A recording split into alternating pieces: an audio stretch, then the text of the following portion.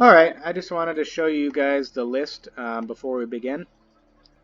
Pathlighter is our 1-1 deadly unit. Has tribute, as you can see. So oftentimes this can just grow throughout the game. I've made this up to a 9/9 deadly killer overwhelm with arrow motes before. We also have Auralian Infestation. Most of the time, if I draw this on turn 1, I'm going to be shifting it just to get 2 units. We don't normally need killer until about turn 3 or 4 anyway, so it works out very well. At 2 drops, we have Blistersting, Wasp, Ripknife, Assassin, both with deadly. Endless Nightmare I ended up cutting down to 2. Again, because aggro is really what was the trouble. This deck just absolutely slaughters mid-range. And control is relatively easy too, just because arrow modes can reload. And the control decks overall are not that good. Little side note, I did take this for a spin in Ranked against an actual good control deck, and the deck is completely laughable in that spot, so don't try to ladder with this deck, please. It's very much designed for Gauntlet. Anyway, back to the deck. So again, yeah, we cut 2 just to help with aggro. Making room for Saber-Tooth Prideleader, which is something I'm testing out in the main deck. This card is great. It would either have been this or Banish. Both fill a similar role. However, being able to gain 3 life and take out a unit and then have a unit potentially to be attacking with was worth it to me, as well as we still have the ability to kill a relic. So overall, I like this a little bit better. It would make the deck a little bit weaker against something like Reality Warden, but again, time mid-range really isn't a problem. We have all the deadly units, 8 killers, ways to get them back. So we have Ayan, lifesteal unit, great against aggro overall. We've got our Smuggler. We can get Infinite Hourglass, which just destroys all of the stun effects the AI does. Sandstorm Scarf, even though it's anti-synergistic with Memory Dredger, when you really need it, when the AI has just gone with a completely nuts flying board, you're going to want to pull it. You have 4 ways to do so. The rest of the market, you're going to have access to 6 ways, because we have 2 Crack the Earth. That can get us the arrow motes machinations. Usually, I would say 99% of the time, 1 is going to be enough. So, just having it in the market, I think, is fine to make room for the Prideleader. We have Lumen Defender. It's a really nice deadly unit that also conveniently gains us 5 life against aggro. And it's another target for killer if you're really in a pinch. Not as good of one because it doesn't get recurred so easily, but it's there. In Striking Snake Formation, if you ever get stalled out on a long game, this just pretty much ends it as long as you have a few deadly units. Last thing we can talk about briefly is the power base. 28 power total, 3 Seek power. I really don't like getting Influence screwed in Gauntlet, so not running any Vara's favor in this currently. Mostly because we also want Emblem of Makar to get additional deadly units. I kept his 2 Shadow Sigil and 2 Time Sigil for now just because our Influence requires 2 potentially, and that way you're pretty much guaranteed to almost never have Seek Power be dead. I actually have, even with this configuration, drawn all my Sigils and then just had a worthless Seek Power that had been merchanted away. You probably could cut a Shadow Sigil for the 4th emblem. You're a little bit playing with fire if you do so, but it's potentially worth it. Could be a trade-off you might consider. Anyway, that's the deck. Let's get into the games.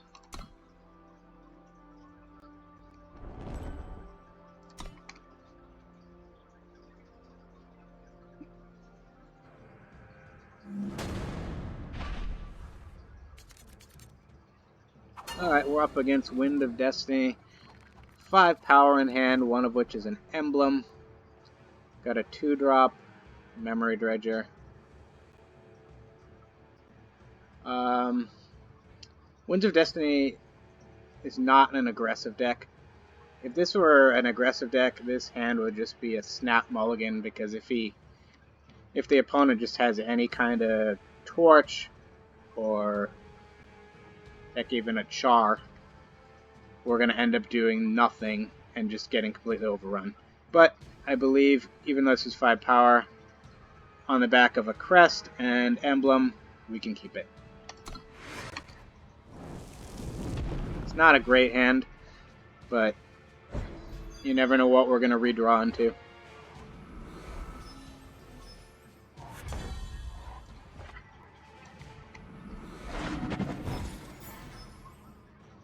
Ayan is fine.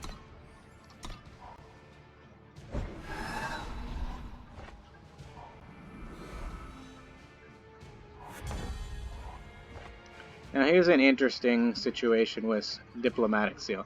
Obviously we have all of our influence, so it doesn't matter as much. We want to plan on probably casting Ayan on 3 though, so we could be getting Shadow. If we do that though, Banner may or may not be undepleted depending on whether they have a removal for Ripknife. I believe their removal is pretty confined to Permafrost though, so that's not really going to be an issue. The only reason I'm really talking through this is to give you the idea that we may or may not want to have to commit to playing Emblem and decimating and that sort of thing. But again, against this one, it really doesn't matter that much. We're just going to run out Ripknife. Send a message. Apply a little pressure, get some war cries.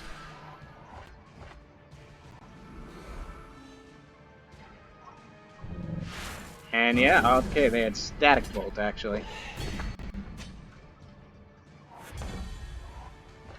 So here, obviously, we are going to want to play Ayan.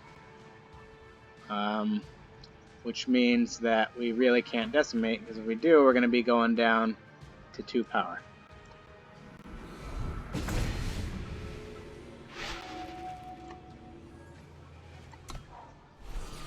think that's fine, though. We're pretty well stocked with units. Time to reflect. Can we feed the darkness? Thank you very much.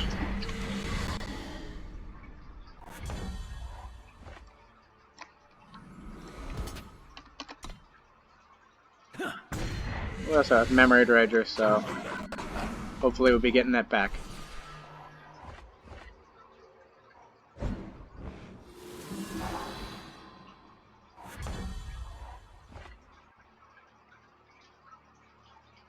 Okay, here we're gonna Crest first. Don't need a 6 power. Now, I really wanted to infiltrate with that, so we're gonna give something killer. We either are gonna give this +1/+1, kill that, get in, get back Ripknife. The other option is Endless Nightmare, and +1/+1 is gonna be 4. That's gonna kill that, and this is really, really sweet to have killer with. So we're gonna be doing that line.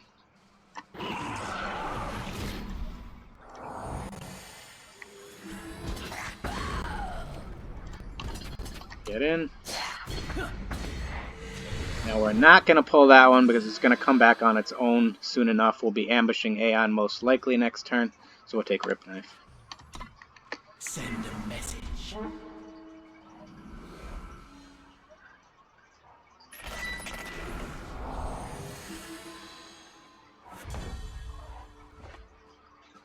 That's fine, we're just going to trade.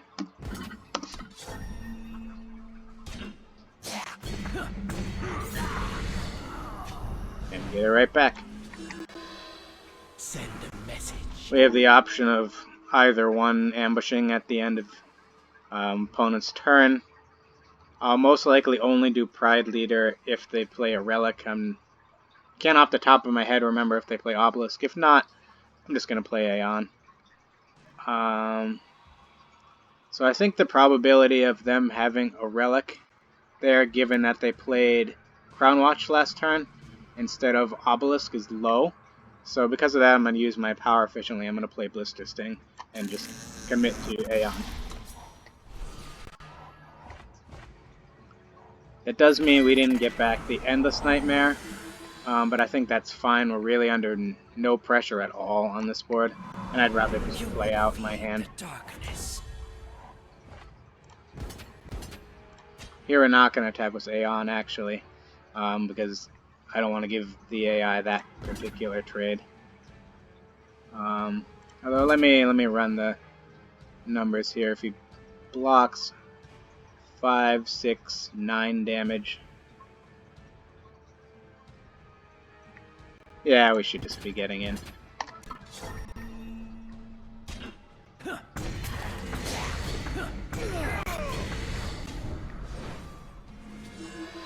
Sure.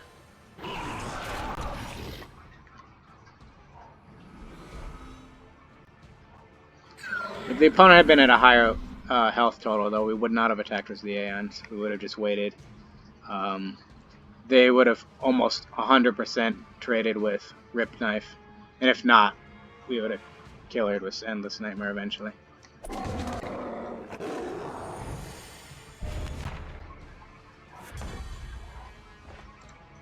Killer for fun.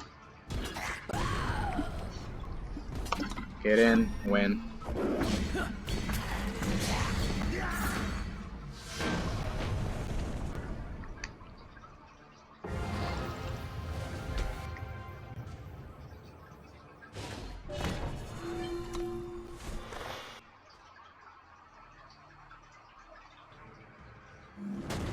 Merciless Stone Scar is not really an aggressive deck. It's got a little more elements of sacrifice to it.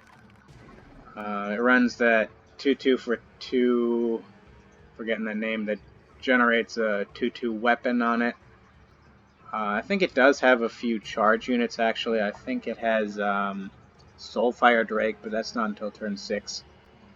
In any case, shifting this, giving it killer, and then looping it twice is just going to be chewing the AI up pretty hard. So we're definitely going to keep this. The only way we're really losing is to like a blistering start, and I don't think this deck is capable of it with any consistency.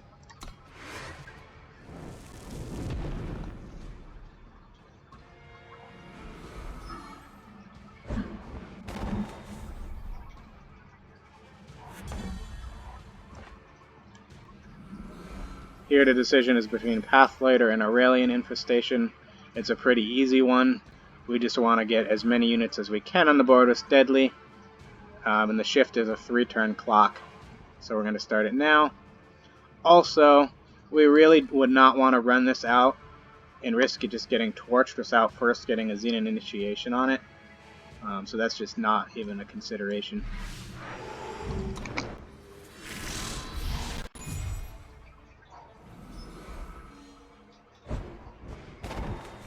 Very slow start from the AI, so we should not have any problems here. Just going to go ahead and get Shadow. And again, there's really no reason to run this out right now. There's no reason to turn on the opponent's torch. So we're just going to wait. Maybe we're going to play it next turn with Killer. Maybe not, really depends what they do.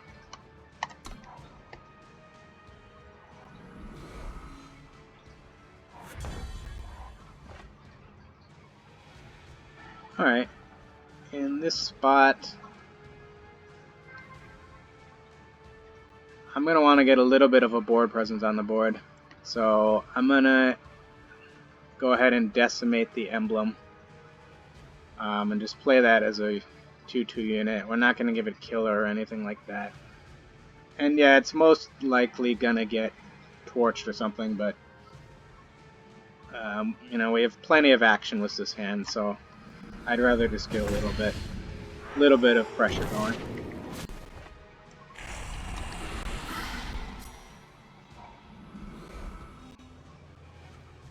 Light the night with flame. Okay, that card is a little bit annoying.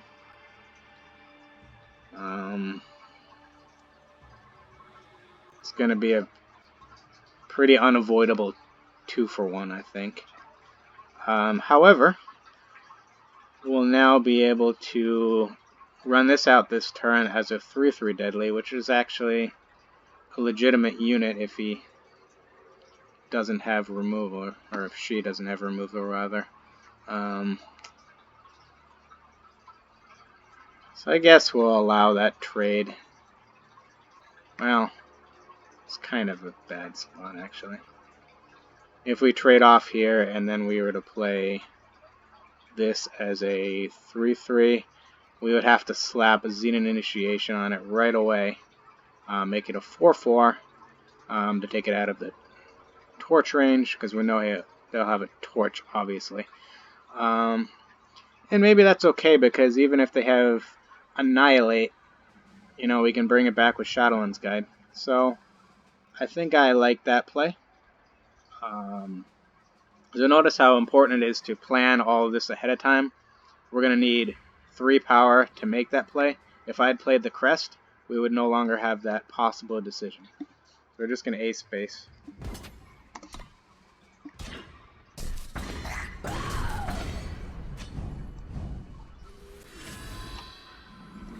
Power, Pathlighter. Go ahead and make it a 4/4.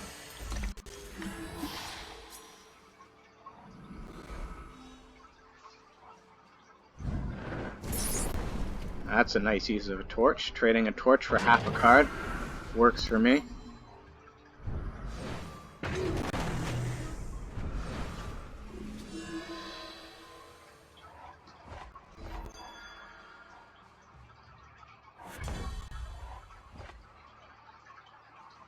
Alright, this is only going to get 5 cost cards.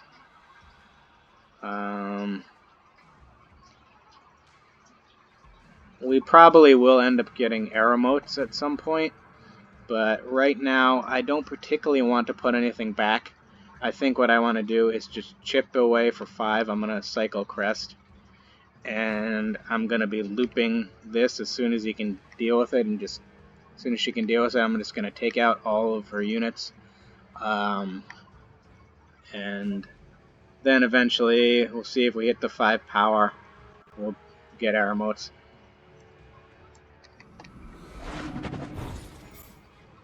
Well, there's our 5th power. And knowing that, we could definitely consider going ahead and getting it. I'm not 100% sure I want to really put any of these back, though, right now.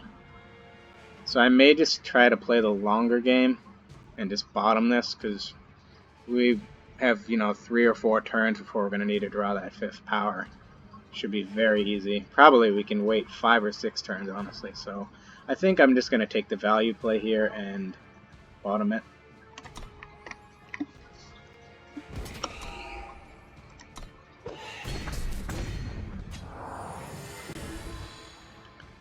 Our 1/1 Scorpion in the Void does not have killer or anything, so I'm not going to bother to waste a Shadowlands Guide.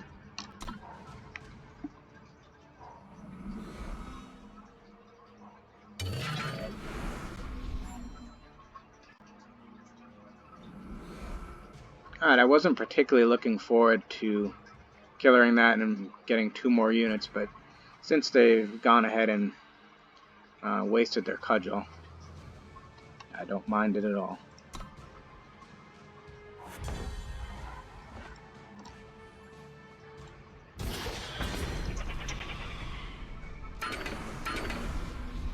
No reason to trade there.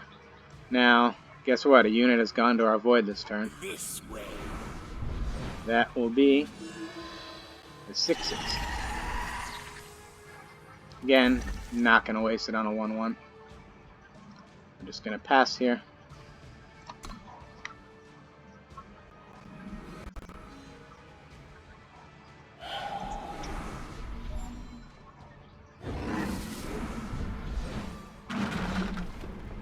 Don't know why they didn't want to just draw a card. That's fine though.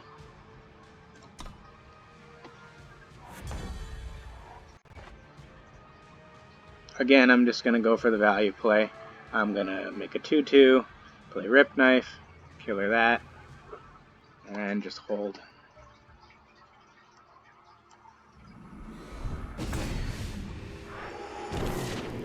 Send them.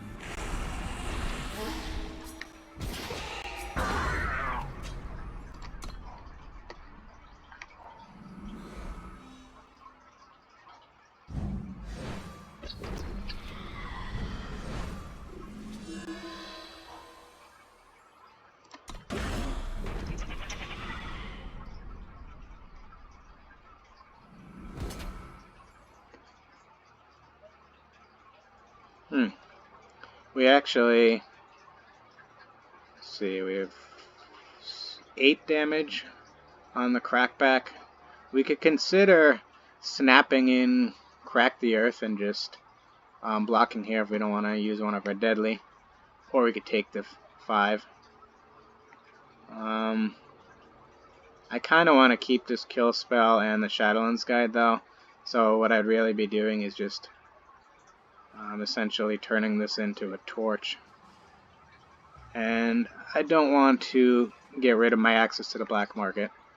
So I think I'm just going to block with one of our deadly units.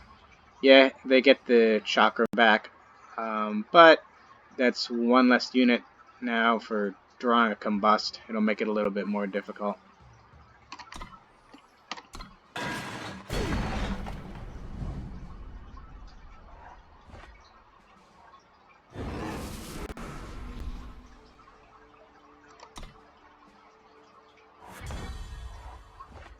Alright, Memory Dredger. Go ahead and get in. Fine with any trade the AI wants to take here. And again, in general with this deck, just trading down the board and grinding out the AI is going to be a winning play. Simply because the deck has just such late game power to reload the board and that sort of thing.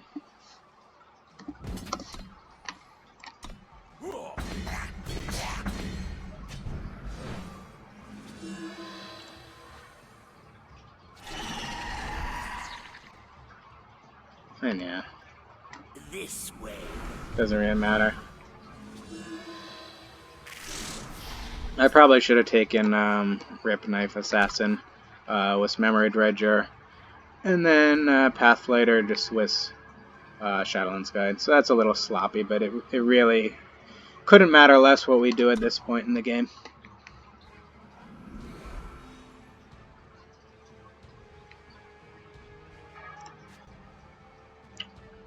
Well, yeah, let's not even bother. Let's not waste the time.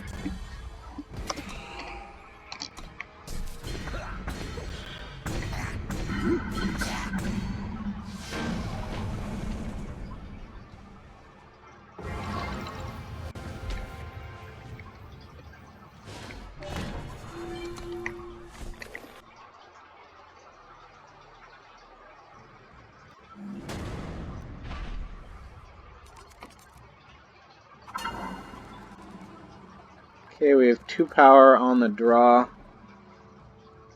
2 drop, a 1 drop, and a scout. So we have a couple of chances to draw that 3rd power, recursion. There's definitely a possibility we get power screwed, but I really don't think we can send this one back.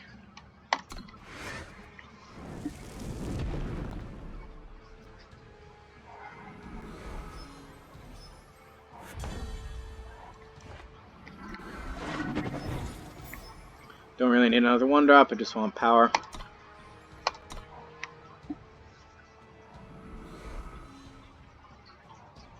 And 27 divided by 67 chance of drawing one. We do. Here there's a couple lines we can do.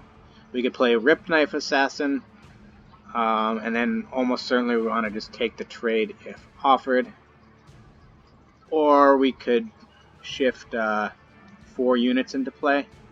And I think I like that line a little bit better. Just to get our board fully established, I don't mind giving them 1 Warcry. Just because we have so little problem dealing with a big Warcry unit.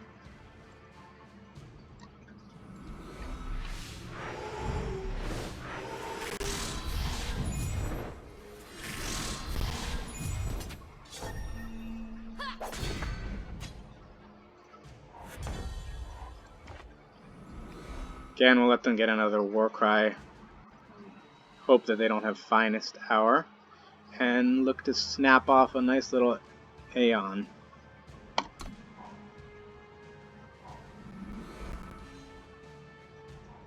Trust in your skills.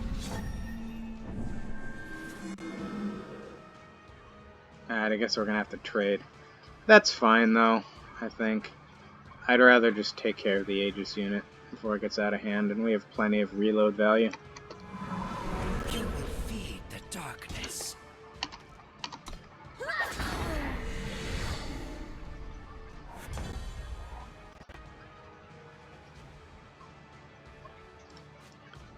That is our only unit in the void, so we're not going to play Shadowlands Guide. I don't really want to merchant for anything right now at 3 power, so that pretty much leaves the only play is just Ripknife, Pathlighter.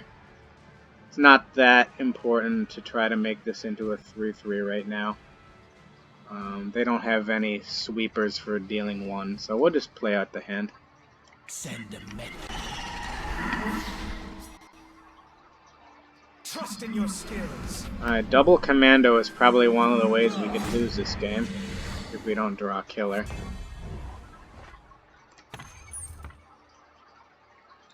But guess what? This does not pull Sandstorm Scarf. However, Ebon Dune Smuggler does, and this is one of those spots where we are certainly very happy to get it. We're going to get in for damage.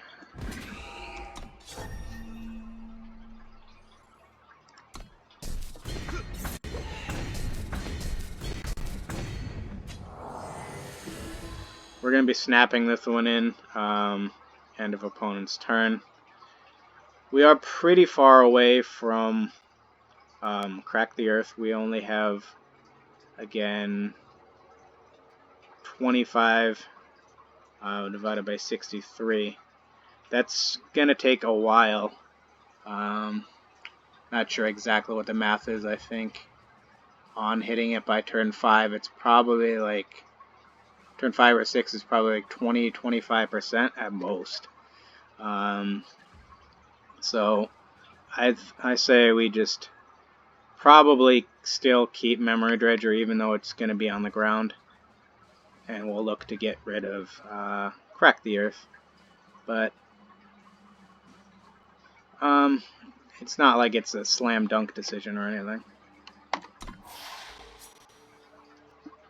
Look inward.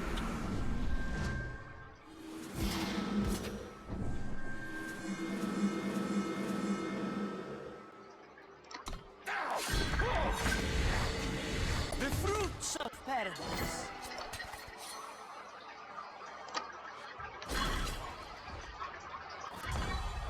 Now you see just how important this card is.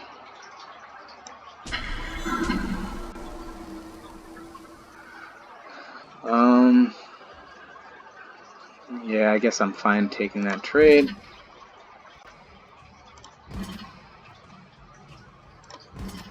I'll leave 3 units back. Well, what removal do they have? Let's imagine they draw a Silence. Yeah, I'll leave 3 back. That's maybe a little conservative, but it's completely fine. We're at 14, they're at 30.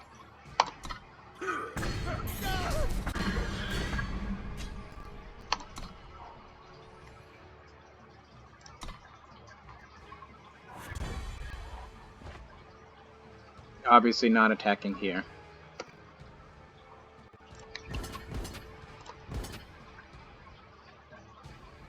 Here we don't need to leave as many units back because we can snap in Ebon Smuggler if we really need to. I would still rather not trade if for some reason the AA decides to attack, which they shouldn't. But 2 is perfectly fine to leave back here, I would say.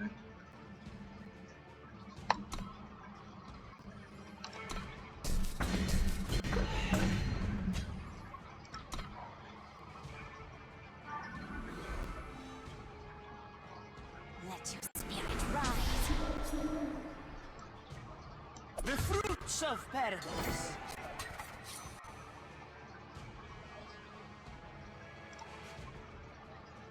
Now here. Endurance has some merit, just because now we can just start A-spacing with all of our deadly units with impunity. And again,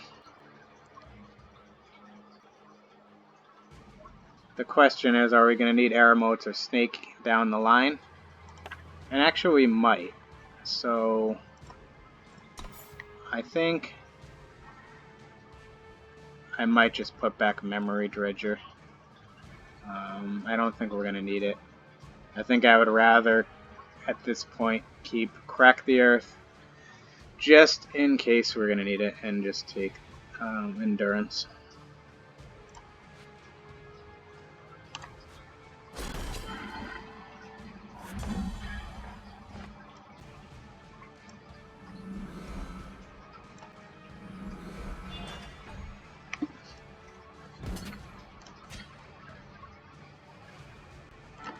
Not that one.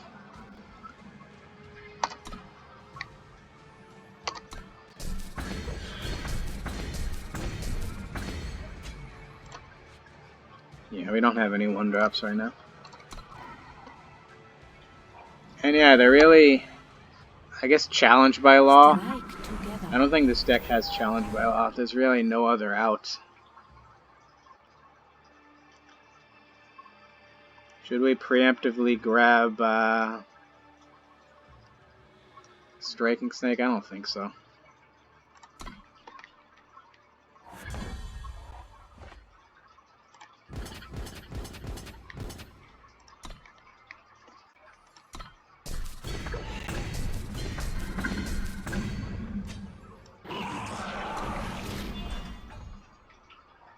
Look inward.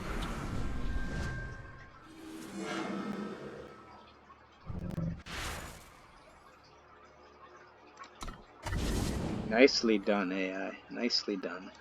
What am I gonna do?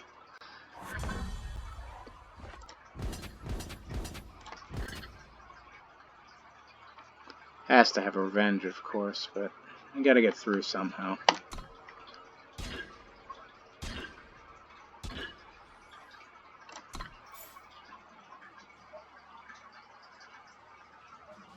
Thanks, I guess.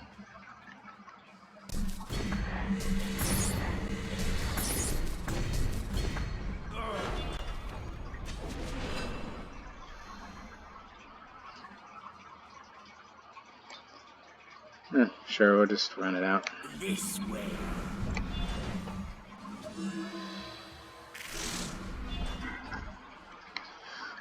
We can hold this power for now.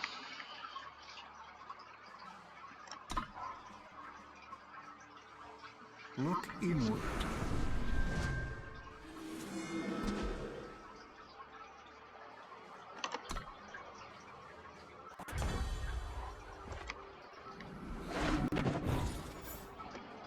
Ayan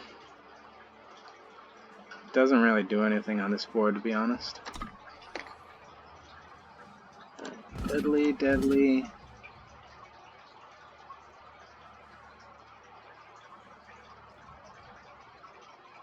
Deadly.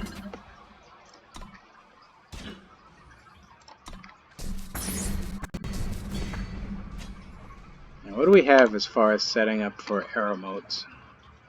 We have 1-1, 2-2, 3-3. None of them was killer.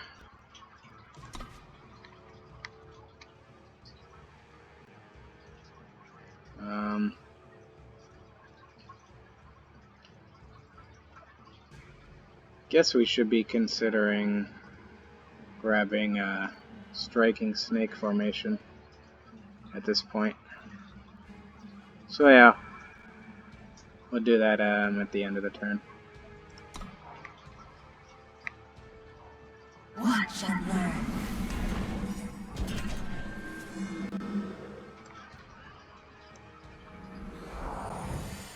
Grodov runs me straight.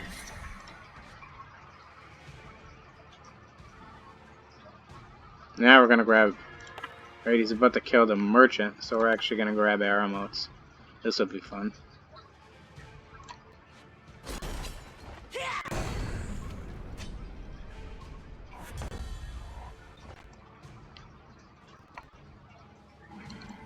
Attack first. Yeah. What else is deadly? I think that's it.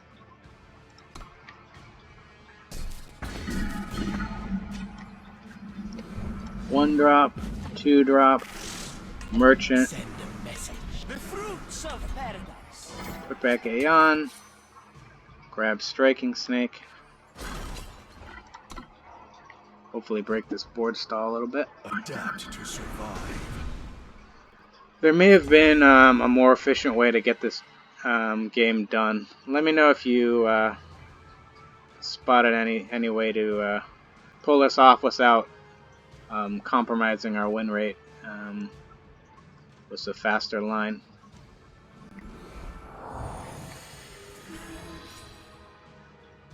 Deadly killer. Gone.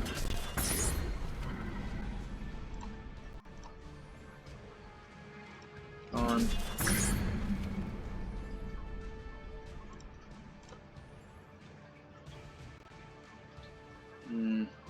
How many other deadlies do I have? Kill here. Kill here.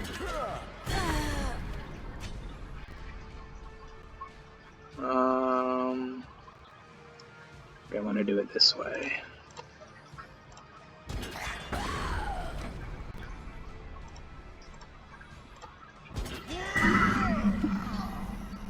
That way we keep a few deadly killers available.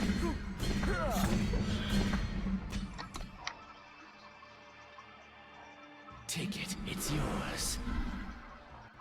Let your spirit rise. AI has no quit, huh? Doesn't have deadly, right? Yeah, we don't want to waste it otherwise.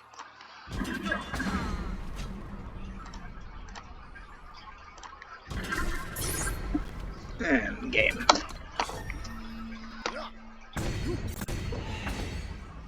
Alright, well that was probably a little bit unnecessarily long. But I always want to take the more conservative lines.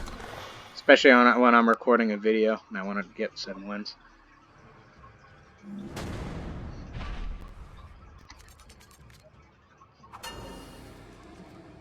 Alright, the sand is a pretty perfect curve out. Might fall a little flat if we don't draw killer, but certainly keeping.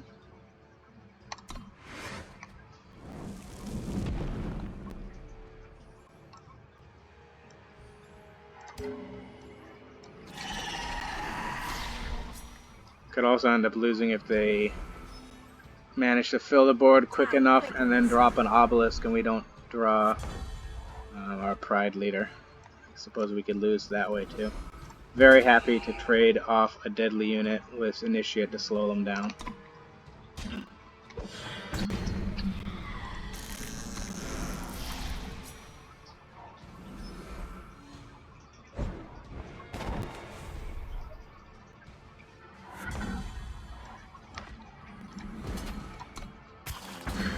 I'm gonna snap Ayan in.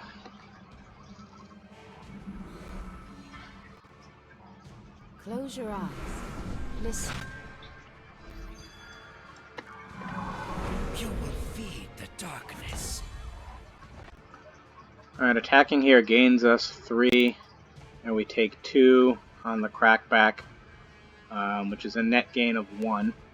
So currently, that's a good attack.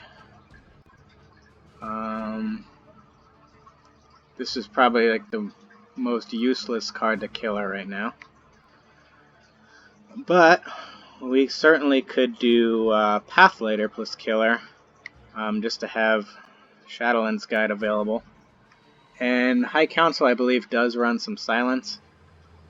And I kind of want to advance this board state, so I think that's good enough of a line.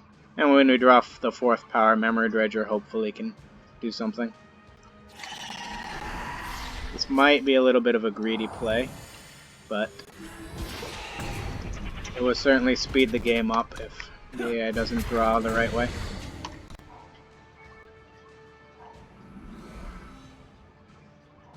Unburden yourself. Yeah, Karmic Guardian.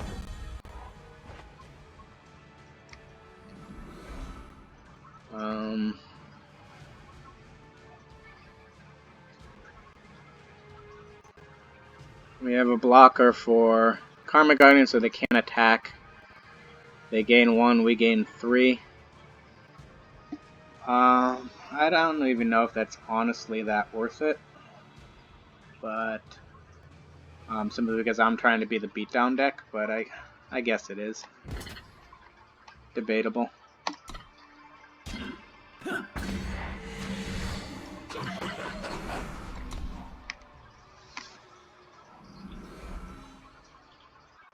Which would you like?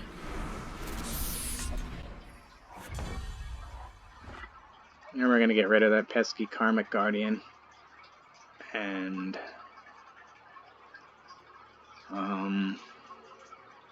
we'll be able to get it back. Killer that. Yeah, this is going to be a fun turn. This way.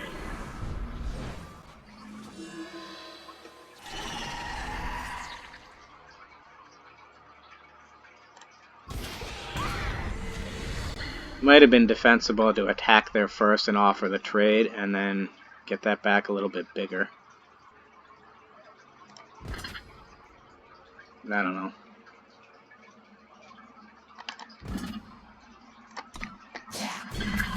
I think I'll just keep Ayan on the board for now.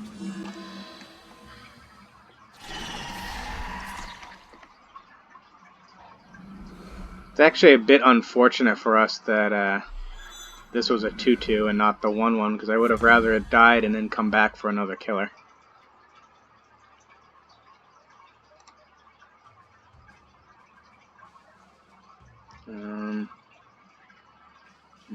Now this way it's going to die either way. Go ahead and kill that. Attack here, here, and here.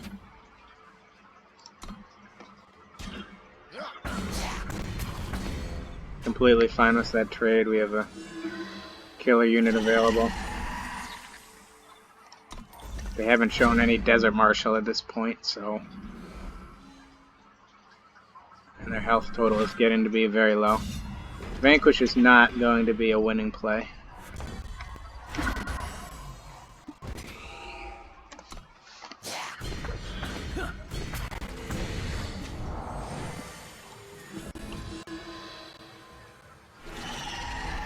I currently have no use at all for this power, and it's undepleted anyway, so I'll just hold it.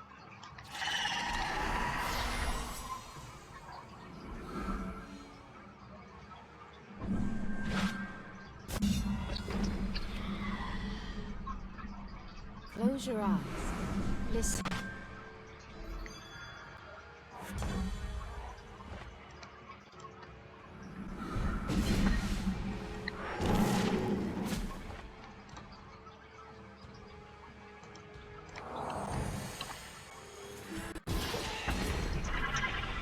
By the way, this deck isn't quite as slow as it seems to be. I'm talking through literally every thought process that's going through my head. And normally when you play and you don't have to explain everything, it'll go a lot faster. So it is a grindy deck, it's not an aggro deck by any means, so... I would say average is like 4, maybe 5 minutes a game, depending on how fast you play.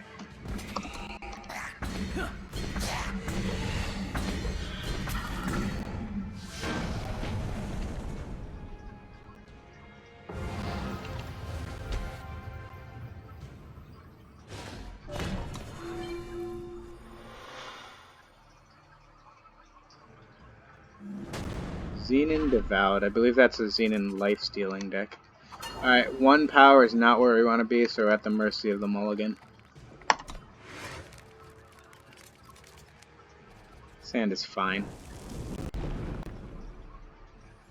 Only decision is whether I want a Crest first or Insignia plus power, and I think I'll just pull the power out of the deck. Use the scout for when we're a little more certain of what we're going to need.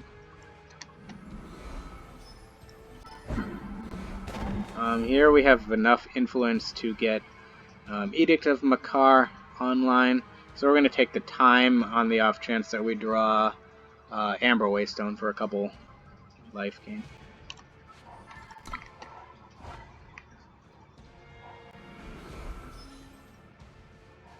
Soon.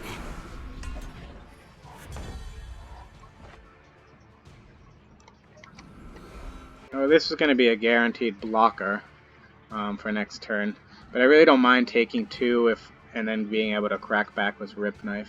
I think I prefer the Warcry. Send a message.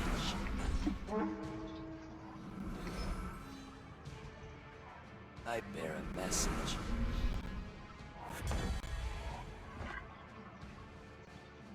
Here we're not going to be. We don't have 4 power, so we're not going to be able to do both of these in the same turn. So there's really no consideration then. We're going to be playing a Crest.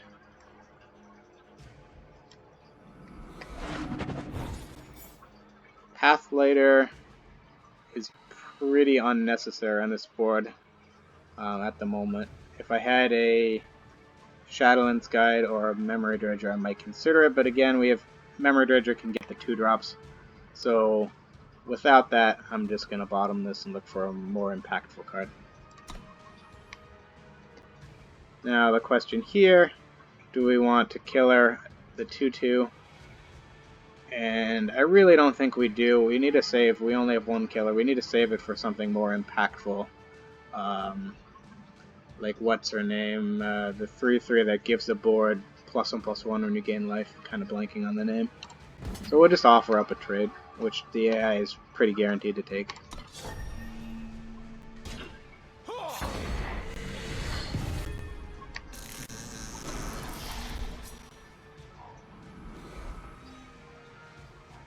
The journey to Amara is long. There's Amber Waystone. Of course, we pretty much just flooded, so what can we do? At this point, we kind of desperately want a merchant. There's really no play to this board right now. It's just a stall.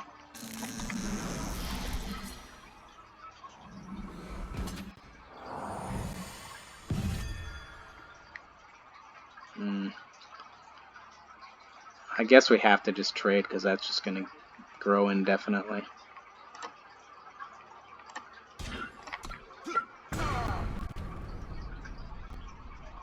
We call the shadows to the light.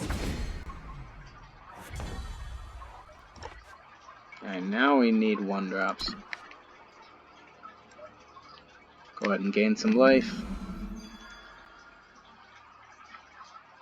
Do we want to make this into a 2/4 killer and take that off the board? Well, maybe. Just because then next turn we'll have probably a blocker for Cult Aspirant. At the same time, though, our hand is pretty dead at the moment. It's kind of a tough spot. We almost have to just run out Shadowlands Guide just to offer up trades on this board and just hope to draw a merchant, grab Aramotes, and then try to reload. Because otherwise, I just feel like if we kill her here, we're kind of at the mercy of the AI having just a flooded hand like we do. I think I like to play it and pass, as awful as that seems. This way.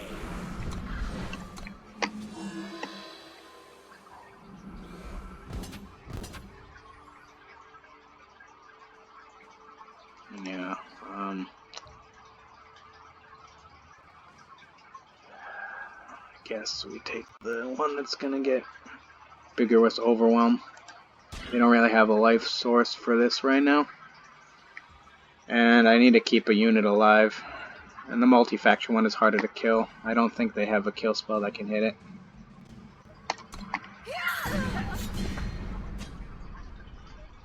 The journey to Amara is long. Alright, so we're going to be taking is long. a good bit of damage. Oh, just what the doctor ordered. Ebon, Dune, Smuggler. So at this point, what would our arrow motes look like? Wrong thing. We'd be looking at probably Blistersting Wasp, Shadowlands Guide, or actually, we'll take Blistersting Wasp, we'll have chumped with this, so we're going to take Merchant back, cycle this away, and probably grab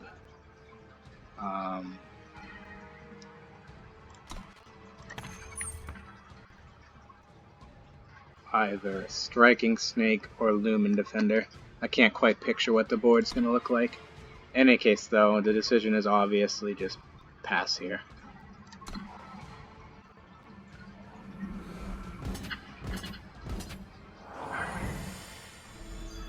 The fruits of paradise. Now, the question is, do we want to take off these life gainers or this guy? And I think we pretty much just want to take off that. It's annoying that they have a recursive value, but not recursive value, a lot of life gaining engine. But we're going to be keeping up this unit and killer, so we'll be able to take care of any payoff cards. So let's just get rid of that first payoff.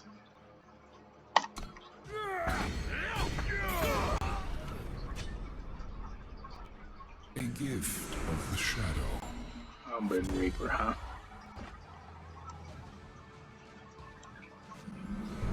No 1-drops, that's fine.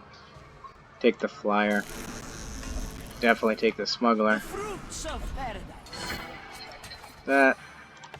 And yeah, killer on everything sounds good to me. I wouldn't mind the life either, but I think killer just sort of seals the deal.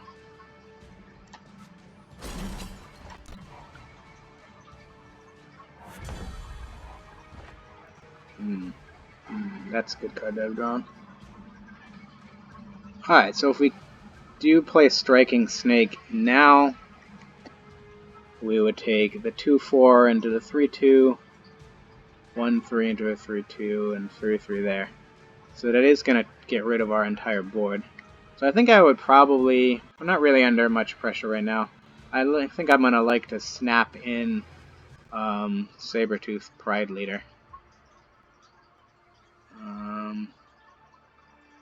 Yeah, I don't see any reason to attack. Rest here, traveler. Yeah, you're not the only one that can gain life, Ayan. Alright, now I think we're gonna get enough value.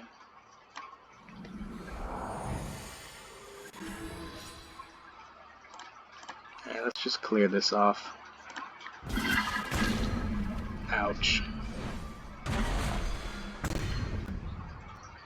Not even sure I want to take these right now. I think I just want to gum up the ground like that and just attack in the air, chip away, and get that old 18-turn clock going. This deck doesn't run silent, so it's going to be a little bit tricky for them to actually come back from this. And we can grab a 5-cost card. We don't have a lot of them left. That decision is going to be pretty obvious. We're going to take Lumen Defender, but I'm pretty happy going to 19.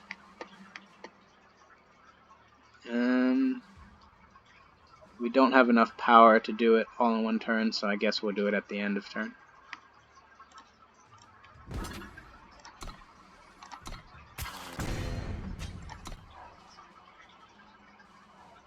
We call the shadows to the light! Grodov grant me strength.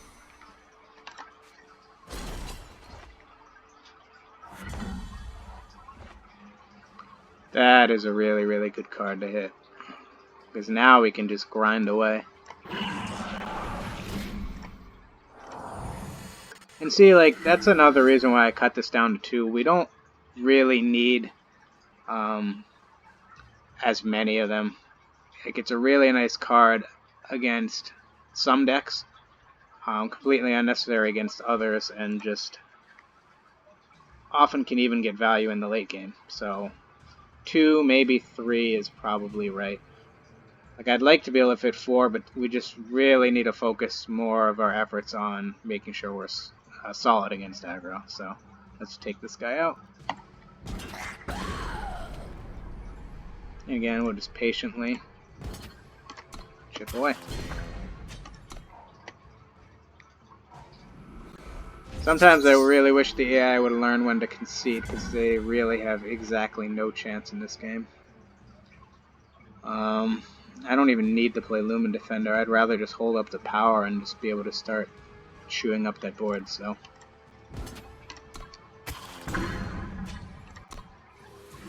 When the AI Miracle draws triple Umbran Reaper in a row, then we will consider playing our Lumen Defender. But for now, we don't need to.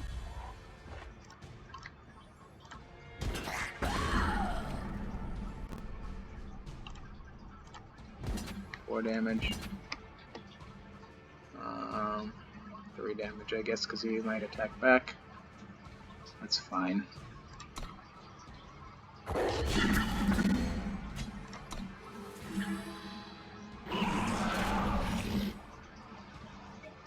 Katra, that's the card I was thinking about earlier. Yeah, and see, that card can get out of hand. And this is a spot where I do want to play Lumen Defender, just to be safe. I knew there was no way he could kill us last turn, but now I want to be a little more conservative. Time heals all. Let's not tempt ourselves to greed ourselves into a loss.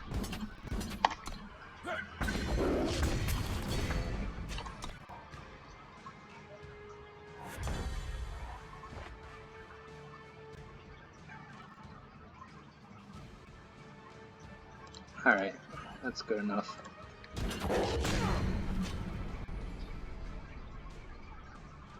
We will look to... I think we're going to play Ayan next turn.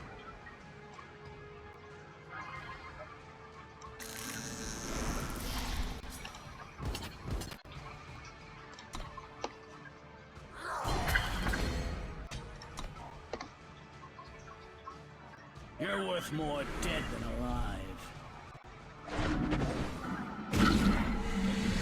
Alright, that works for me. Interesting non-attack by the AI, actually. They could have pushed in here. They have no reason to think they need a chump. I wonder if the AI has gotten a little bit better. Unless I'm missing something. You will feed the darkness.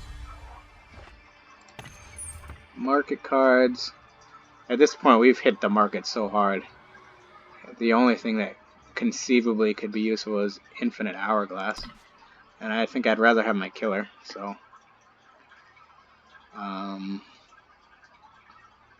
you know, let's go ahead and use the 1-cost spell so we can loop Endless Nightmare.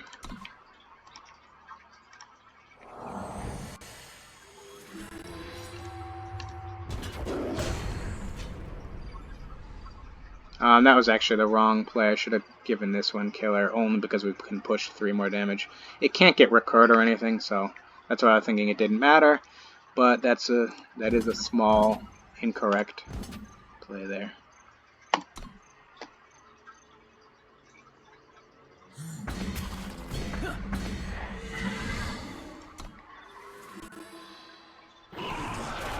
See if the AI plays around Ayan again. At this point they're getting low on life though, so they might be looking to chump.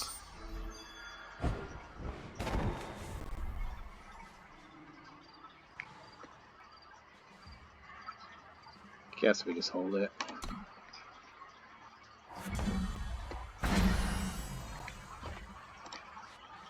Give me 1-drops this killer. Not that I can see. We could certainly make one if we wanted to, and then loop it back. I don't really see any reason to use it though. I think we're just gonna do this. Shift, kill, and just start A-spacing.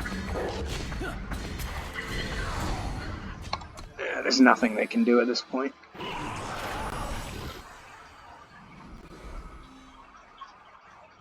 Let the ritual commence.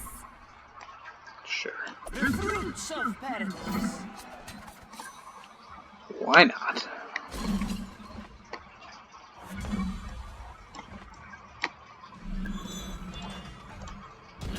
There, for maximum damage.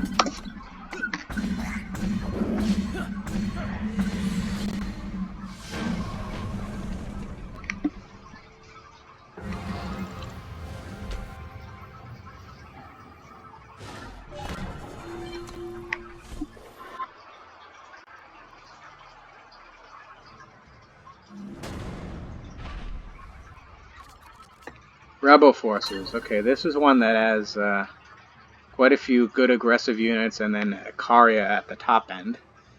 So we will obviously consider, if it gets to be the late game, one thing we're going to consider is grabbing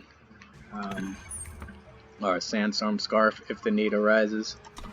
If I've had before situations where the only way they could win is that, so I grabbed it and then took away their outs. 3 undepleted power, 1-drop, 2-drop, 3-drop, 4-drop. I probably couldn't ask for much of a better hand. In before perfect curve out by the AI and a loss. Right?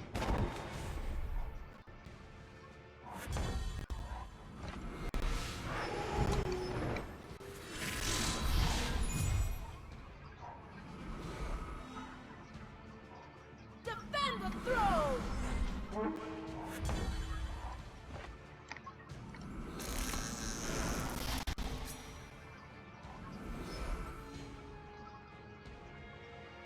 Okay, that's very annoying.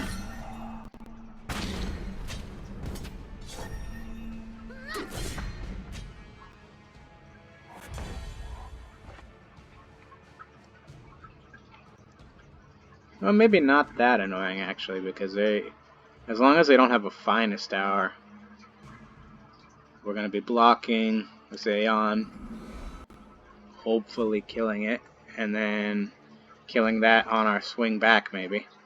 If they do have a finest hour, we're going to lose Ayan, but we'll have 2 unblockable units to at least pick off the weapon for next turn. So that's not so bad.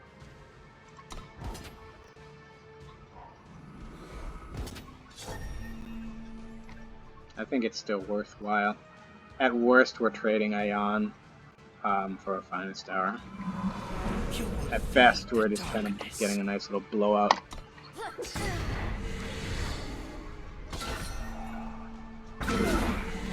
Oh yeah, you can just finish it off. What am I thinking? She again.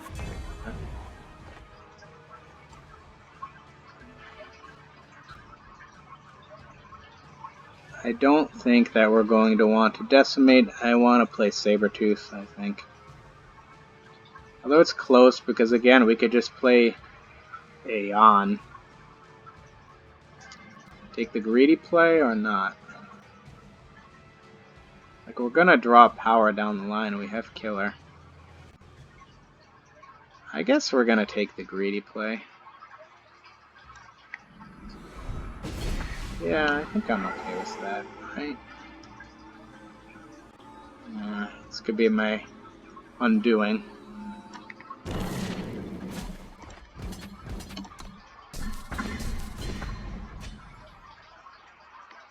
Or should I just play it now and not go for the ambush? There's merit to that as well. I was going to just go for the ambush.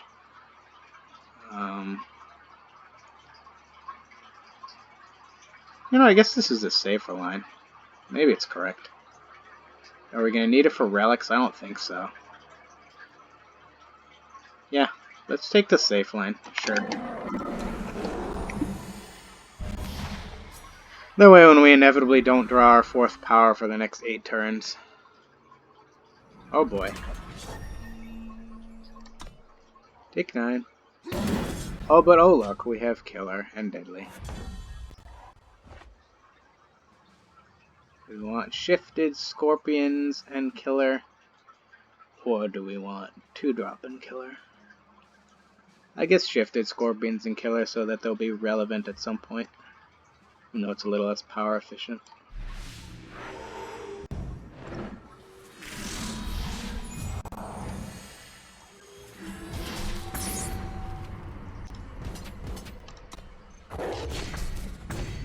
Nice deep forged plate, huh?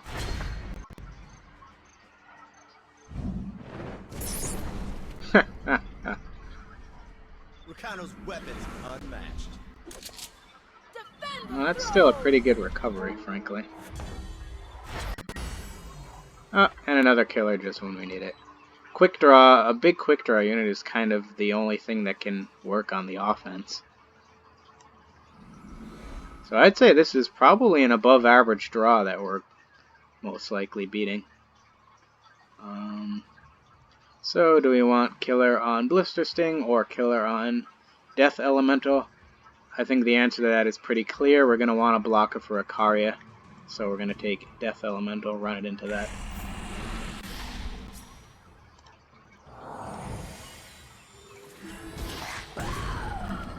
And I guess in theory we could be the beatdown deck, but I would rather just not give them any war cries for now, I think.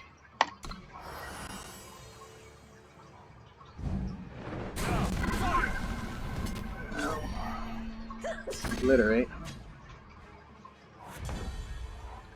Double Wasp or go for Ayan. I don't think they have a fast spell, so I guess we just go for Ayan. They get one more Warcry, and then we have 4 deadly units, so, and 2 in the air. I don't see how they recover from that.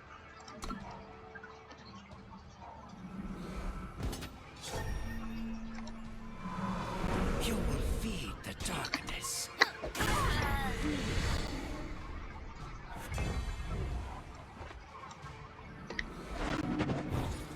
Dredger. Alright.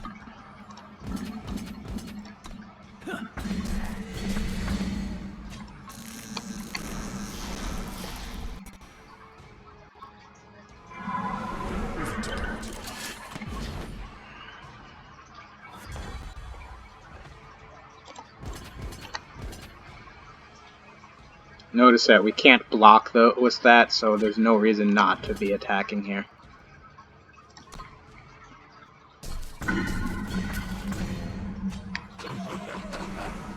Not that I think you... I don't really think that's a profitable attack, to be honest. Depends what they have, but... Net 5 damage otherwise was at 8 health, so...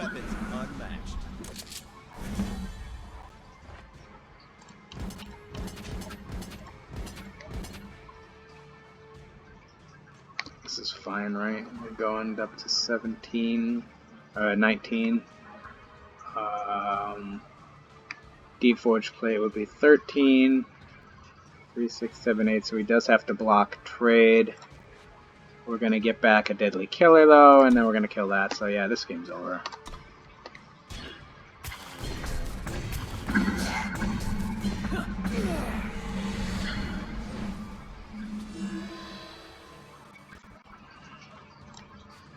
Doesn't really matter which one.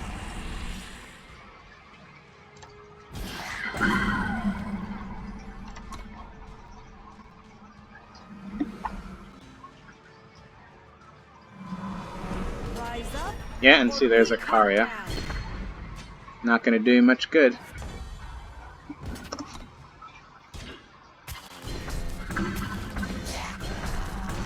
Yeah, I would say that was a very good draw from Rebel Forces and a pretty close to average draw for us, so that's a good sign. Alright, boss fight.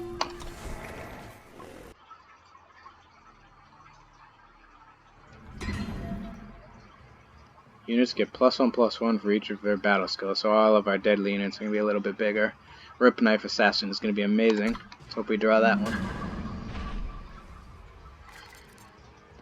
Oh, this is good. This is good. I think we're going to keep... There is a world where we lose this if they get enough unseen commandos and things, but...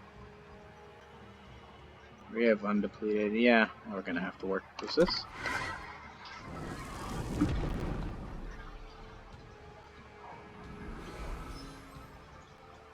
Take it. It's yours.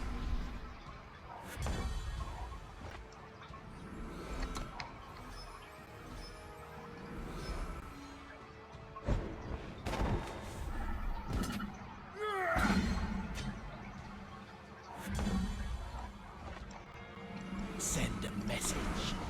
That's a fair unit. 4/4 Warcry Deadly for 2. And there's Commando. Okay, that's not good at all. That's like the one card that we did not want to see. If we can get any kind of killer effect, we're going to easily win this game. So that's 8 outs over 65. Not the highest probability.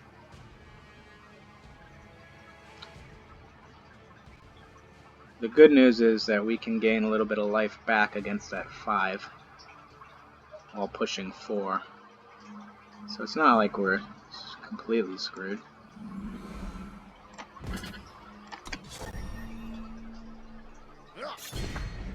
AI correctly values this higher than that.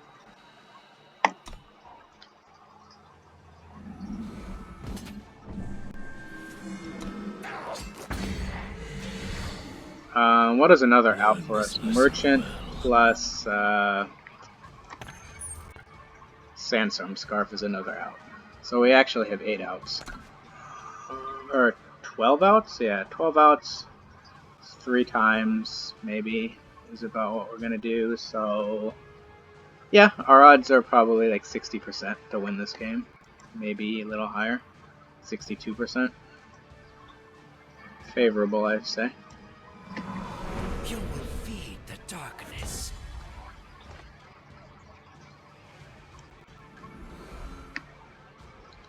When you play another Unseen, gets the battle skills. So getting into Entomb now is pretty ideal. I'm willing to make that trade, if he is.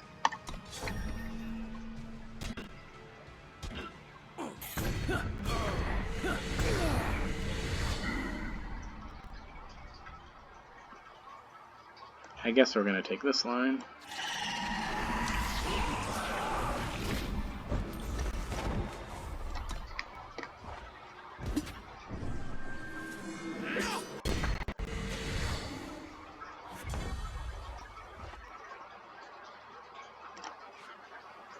Nothing to get back here.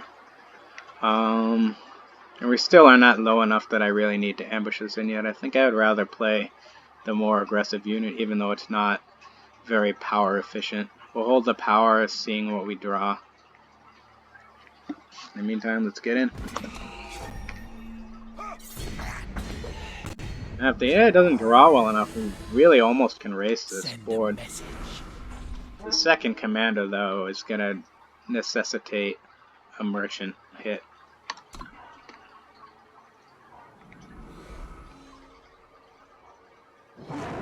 Live Arch? Not that annoying. Sure. Bit annoying.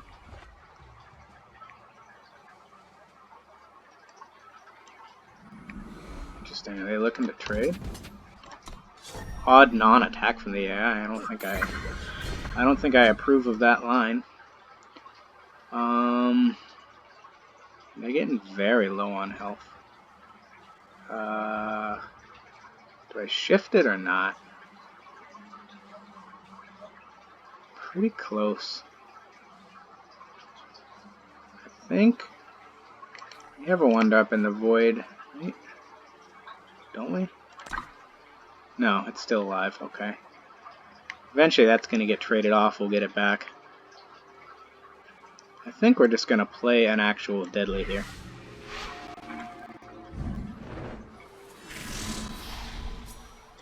We'll snap this in at the end of the turn.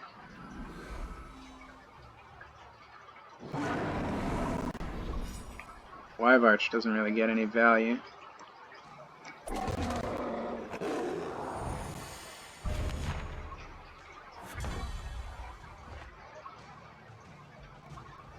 Not 100% sure. I think I am going to play the Crest just so we can try to find a relevant card. And then if we merchant, it's probably perfectly fine to just dump the Shadowlands guy. Here, we can't attack there. It's just going to gain them life. We are going to swing with all of the deadly units, though. And they'll have to block at least one of them. Most likely, we're going to see the 5/5 on the Ripknife. And AI going to 2 would be my guess.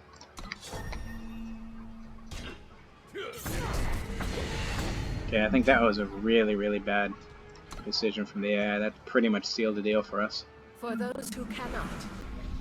I think their only chance was multiples. And now we draw Ebon Dune, so what are we going to want? Maybe Aramotes. Get back a 2-drop, a 3-drop,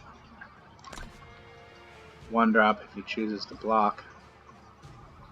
This does not have life gain, so we'll just get in with everything. If they want to take the greed block, that's fine too. I think they're dead though.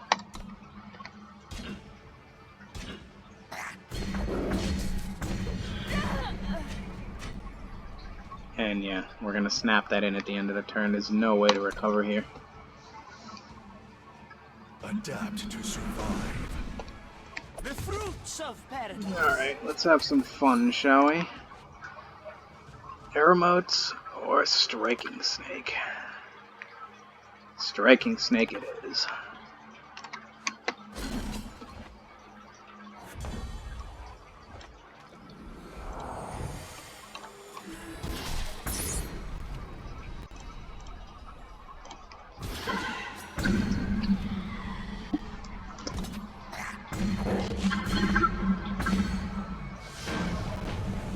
Alright, that's a wrap.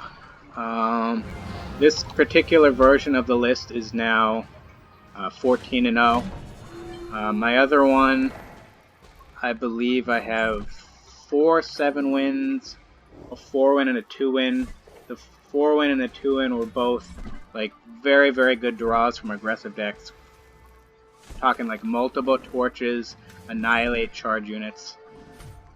I think we probably could have beaten those decks before, but I really like these changes. It just really solidifies us against aggro. Gives us so many more ways to gain life. It gives us a little more relic hate by having the Prideleader main deck.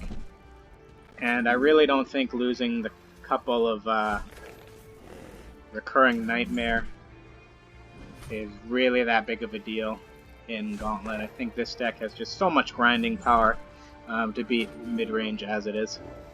Anyway, let's go ahead and try to get some upgrades.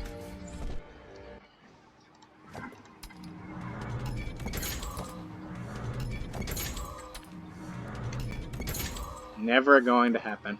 Alright, thanks a lot for watching this video. Let me know if you agree or disagree with any of my decisions. Again, this is not a particularly fast deck, but it's going to go much, much faster than what I played with in the video, because I really did try to talk through literally every single decision that you could possibly think of. Alright, that's all I got.